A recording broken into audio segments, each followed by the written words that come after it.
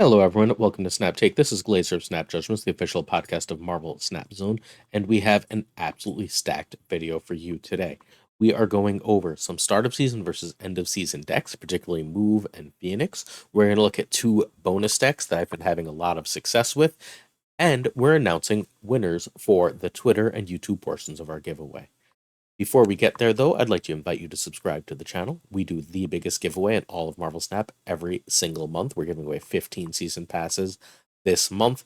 We give away an absolute ton. In addition, we do 2 brand new decks every weekday, very often more than that. Today, you're going to get 4 brand new decks to try out. These decks are all proven. They come from the best players. We get them to you before the meta catches up so that you can get Infinite, get your Infinity borders, and climb post-Infinite in Snap. So make sure you hit that sub button. It's totally free for you, and it really helps support the channel. Remember that if you entered the giveaway on Marvel Snap Zone, we're giving away 5 season passes through Marvel Snap Zone. What you're going to want to do is keep an eye on the contact information you put there. You can still enter for just a little while longer as of this going live. And as you do so, though, you will be contacted for that portion of the giveaway. Twitter winners all received a DM from me. We've got Pojito Criollo, Tom Bacon, Jandro Wheat, Sergio and Zergvolution, congrats to our Twitter winners. Each of you won a season pass to for Elsa Bloodstone. Our YouTube winners are Dupe the Dodger. Dupe the Dodger is a member of our Discord. It literally makes me so damn happy when members of our Discord pull through and win because they're so loyal and show such great support. So Dupe the Dodger is one of our YouTube winners. We also have Remishov Games, Daryl Osborne, Doyle, and Jan Vermeijden. If you are any of these people, please email us at snapjudgmentspodcast@gmail.com. You can find that in the About Us section of the YouTube. We'll verify that you're who you say you are, and from there, we will get you your season pass. We believe in deck credits here. We've got decks from 3 of the at worst, 3 of the 20 best players in all of Marvel Snap. We've got Lambie Series, the great Lambie Series, probably the best player in the game. Released his version of the Crossbones move list. It's become the meta version. We took Anton, the person who first thought of putting Crossbones into these lists. We played his version. Played and showed his version in Friday's video. Lambie has evolved and developed that deck into something slightly different, where it's just a top-notch deck. It's extremely powerful. So we're going to check that out. Also, if you're interested in Lambie and like his content, over on Marvel Snap Zone's YouTube, we release episodes of our podcast. Next week, Lambie will be a guest on the podcast.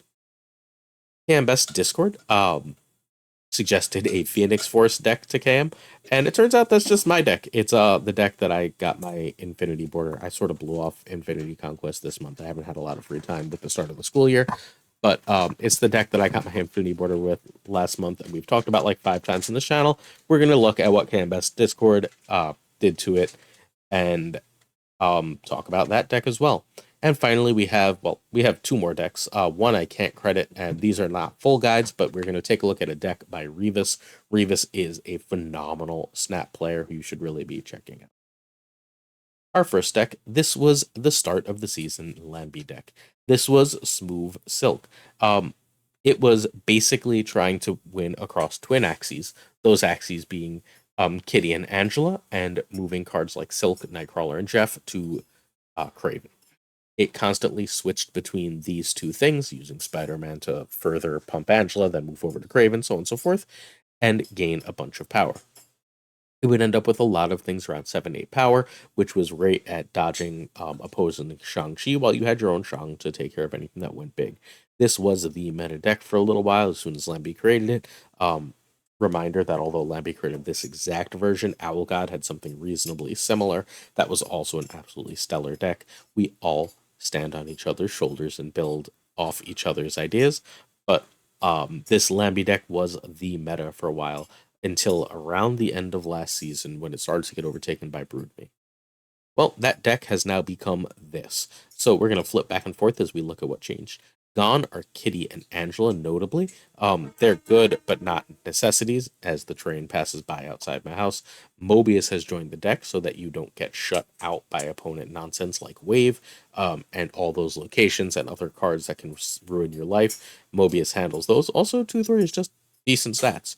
The big change is Crossbones. Crossbones was thought forever to be a bad card, but it turns out Alioth wants priority, and having 8 power in a lane is a really great way to get that, especially on turn 4 when you can follow it up with Vision, which can move to help that priority.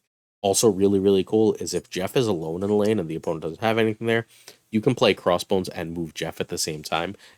Crossbones doesn't need Jeff to stay there to be played in that spot. It's very cool, very powerful. Legion remains in the deck. Nightcrawler, Craven, Jeff, and Silk remain in the deck. Spider-Man and America and Doom all stay. Excuse me, no, Doom was not in the original. Doom is here now because going wide is so much more powerful into the meta right now than it was at the start of the season. Also, Doom was buffed, but Doom's go wide nature is very useful now, whereas like everything was 5 to 8 power before Doom was mid. Now things are trying to go taller. Doom goes around them. And also, of course, Alioth. Alioth being one of, I mean, look, Alioth, Mobius, and Loki are all absolute meta shifters of cards. So Alioth coming out is a massive change to every deck and something they need to do. This deck, again, does a phenomenal job at getting ahead. And what Alioth and Doom do when you're enough ahead is they slam the door. You need Silk, Mobius, and Alioth for this version of the deck. I'm really sorry. Jeff can be Miles, Wave, or Angela, though. If you can reasonably change Jeff with any of those cards. Also, feel free to take a look back at this original version and make changes that are similar, make it more similar to this. This version was still very, very good. Okay, let's keep going. Ooh, turn by turn. You've got turn 1 Nightcrawler. Ignore the top line. I always forget to edit that. Oopsie. Turn 1 Nightcrawler. Then Craven's greater than Silk's greater than Jeff, greater than Mobius, depending on what's showing. Obviously, if Elysium is out, and your opponent, you don't think your opponent has Mobius, drop your Mobius and ruin their day, stuff like that. But other than that, that's your main order. Next up, I really like to Spider-Man, try and get that Spider-Man to fall into the Craven lane. It also very often gets you priority, which will mean you can Crossbones. From there, you either Vision or drop 2/2s, or if you didn't play Spider-Man, a 3 and a 2. And then turn 6, you're choosing Alioth or Doom. This is an amazingly simple and straightforward deck. If you're getting Crossbones down and you think you're going to be super far ahead and you know your opponent can't get that tall, then Alioth is going to win you another lane almost always. That's when you snap. I tend to snap around before or right after turn 4 with this deck. That is my general pattern. One last look at the deck, and now it is variant talk time. We've got Nightcrawler, Jeff, Mobius, Legion, and Alioth as our hips for this deck. So that is a lovely 5 hips. I think this is the best Craven. It's the most Craven feeling Craven. He's a hunter. He's in the jungle. It's amazing. Silk is the spotlight I opened along with Jeff.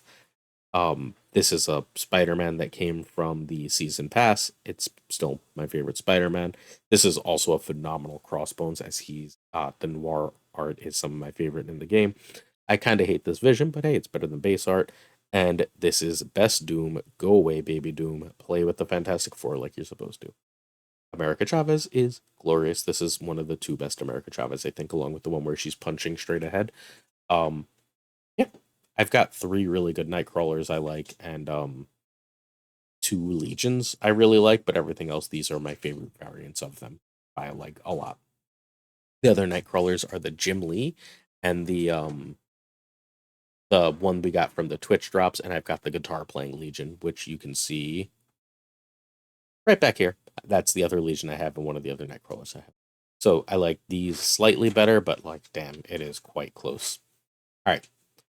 We are now on to the deck that I've been developing for several seasons. This is Sink the Kitchen. It was sometimes called Kitchen Sink. The cards that have been played with in this deck are Zola, Deathlock, and nope, just Zola and Deathlock are the 2 cards that I've been messing with off and on. I had Forge for a little while. I had Ghost Spider for a little while. I'm pretty sure Ghost Spider is right now, and Zola has to go because, as we talked about earlier, Alioth is everywhere. But I've only played a little bit of Conquest this season. It's still winning in Conquest, but like I basically stopped playing the deck for whatever reason. I can't get this deck going on ladder at all, but it feels like unbeatable in Conquest. Throughout the season, Spyro has taken this deck to the top 30. You can see that it is a similar deck. It's still got the Zola, it's got the Ghost Spider, but it ditches the package of Red Skull and Taskmaster, instead going further into Nimrod with Forge. That's completely fine. This version is better for ladder by like an awful lot because the other one has so much going on. The opponent can blow you out. This version is much, much, much harder to get blown out. You can consider if you don't like Forge, armor is perfectly fine here. It seems like it wouldn't be good with Nimrod on the deck, but it totally is. Although again, at that point you're looking at the Red Skull Taskmaster line again. So recently, Conquest Discord stumbled upon this deck. I don't know where they got it. Maybe they got it from me. Maybe they got it from the deck trackers. Who knows? But they've started basically playing my decks. Okay, I made a video about it yesterday. I thought I'd talk a little bit about it and the two major changes. First off, Ghost Spider is definitely right now. It goes in over Zola, as sad as that is, because Zola is phenomenal in this deck. Zola gets blown out by just an Alioth on your Nimrod, right? Like an Alioth in your Nimrod lane means your Zola is dead. An Alioth on your Torch lane means your Zola is not very good. So instead of that, you've got Ghost Spider, which can pull stuff away from an armor, from an expected Alioth, etc. And then from there, you can like Taskmaster or whatever. Sorry, from you can Taskmaster, then pull away, or you can pull your Nimrod away and then Carnage it or Venom it, and you're perfectly fine making that kind of play.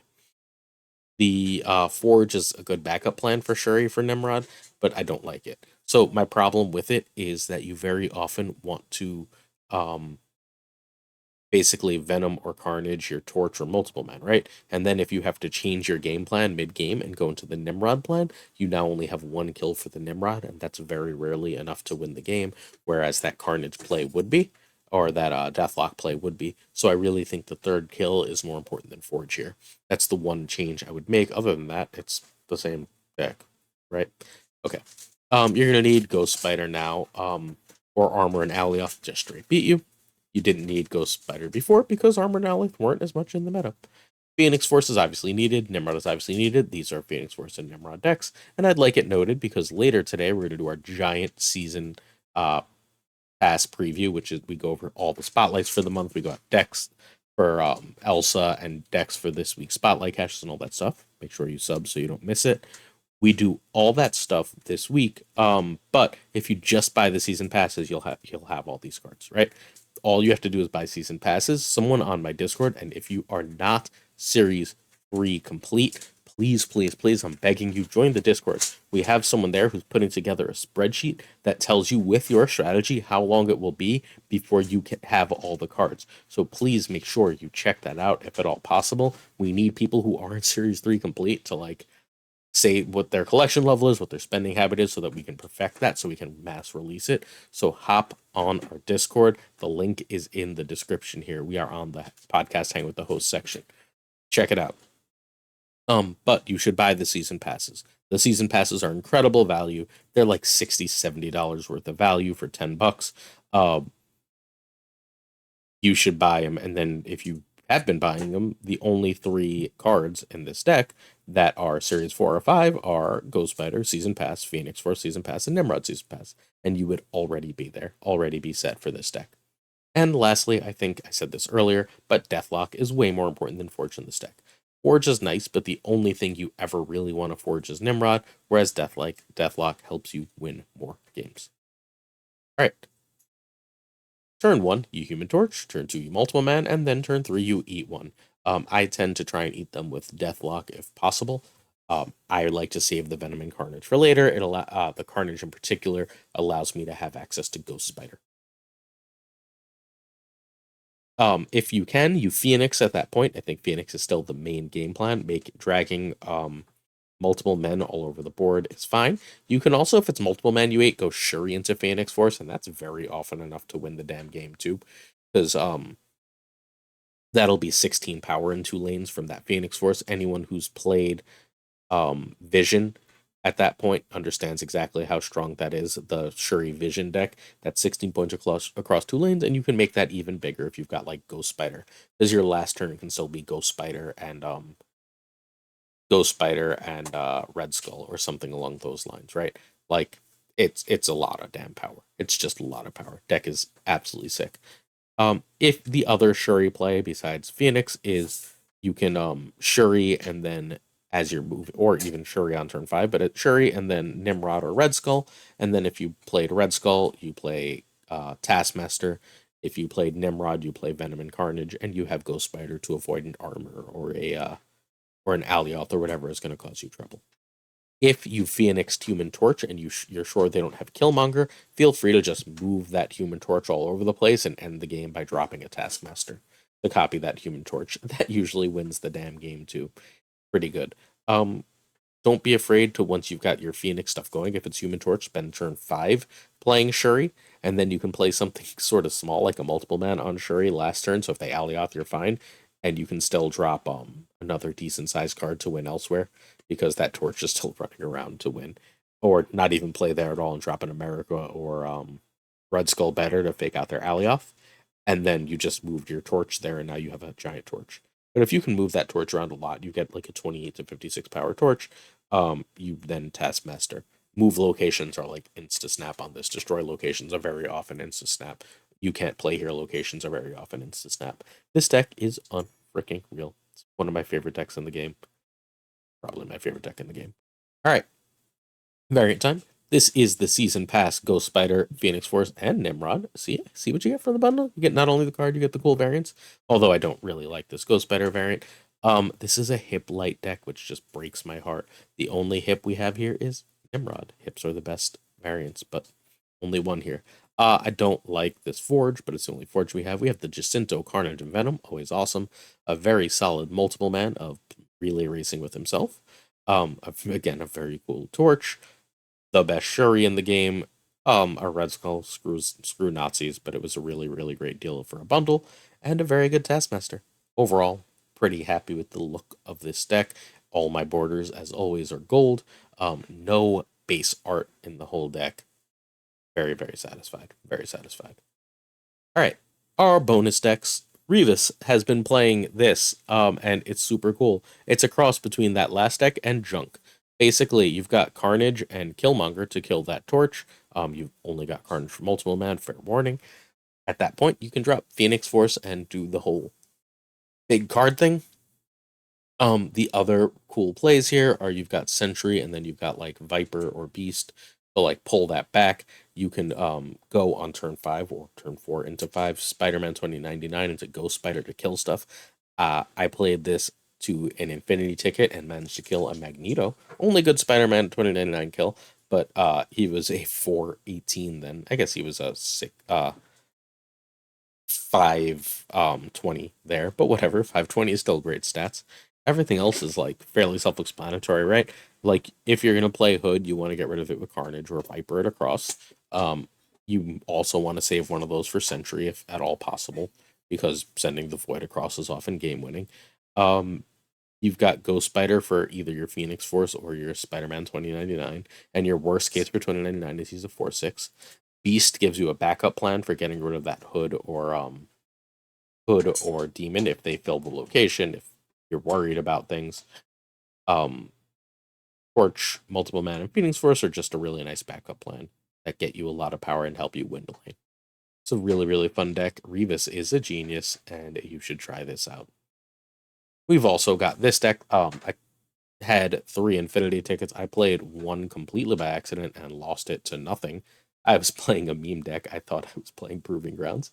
And then I played 2 more Infinity tickets. I, again, have not been playing Conquest this season. I've just been kind of screwing around and testing things for the channel because the school year started and I haven't really had time.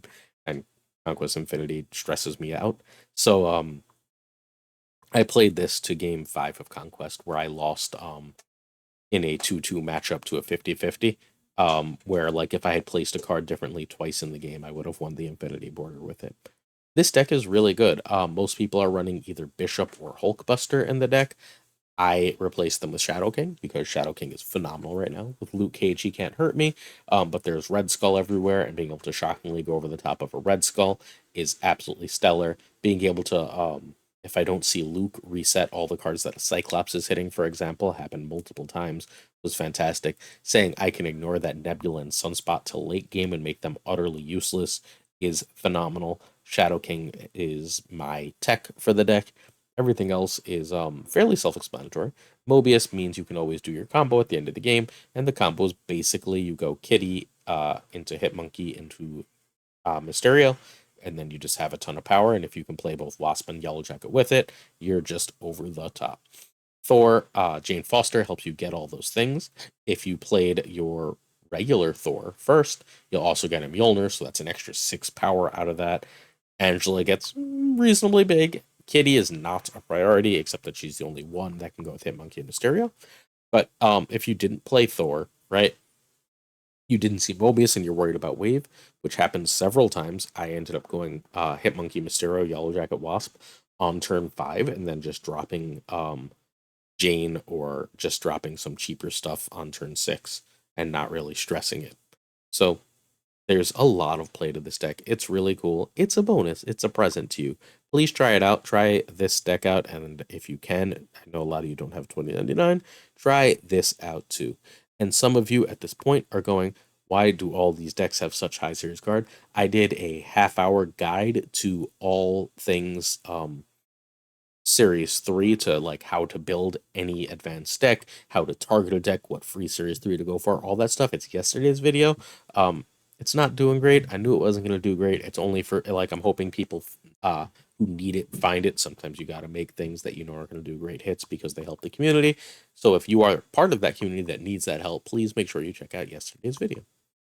All right, we are done for today, or for the morning. I guess we'll be back at 4 p.m. Eastern with our Elsa Bloodstone thoughts, our Spotlight Cash thoughts, our thoughts on all the cards this month for you. So please make sure that you check it out. We appreciate the support. We appreciate you. See you tomorrow, or excuse me, see you later today for another Snap Take. Peace.